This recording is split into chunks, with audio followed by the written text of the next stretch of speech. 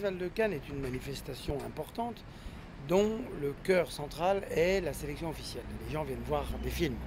Il n'y a pas que ça, les gens viennent aussi travailler, signer des contrats. Il y a toute une série d'activités annexes, disons, qu'à être spectateur, professionnel ou critique. On n'a aucune ligne prédéfinie parce que ça ne serait pas respecter les films.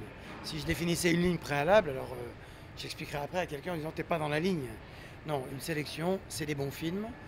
Une sélection, c'est l'écho de ce qu'est le cinéma. Donc on nous montre des films, on en retient très peu, on en refuse beaucoup.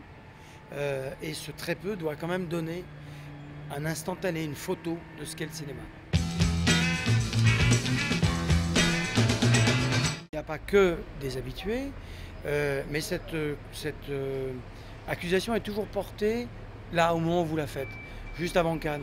Pendant Cannes, après les gens ne le disent pas. Pourquoi? Parce qu'ils s'aperçoivent bien que ce sont de grands cinéastes. Quand les gens verront le film de Jacques Audiard, verront le film de Michael Haneke, ils verront bien que ces films-là et ces cinéastes-là méritent d'être ici. Donc tout ça, c'est pour faire de la polémique. C'est une chaîne longue qui a mené aux Oscars, The Artist aux Oscars, et qui a commencé ici. Après, on aurait pu faire la même chose nous, et il ne se passe rien après. C'est aussi une hypothèse qui est très souvent arrivée. Vous savez, parfois Cannes peut se révéler dangereux pour certains films. C'est le contraire, c'est pas de belles aventures, c'est des aventures plus douloureuses.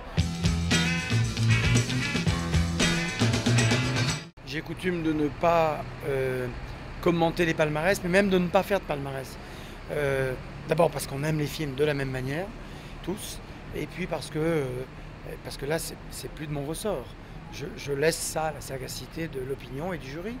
Bien sûr qu'il y a des films que j'aime moins, d'autres que j'aime moins. Mais il y a des films que je peux aimer moins et dont je pense que c'est très important qu'ils soient là.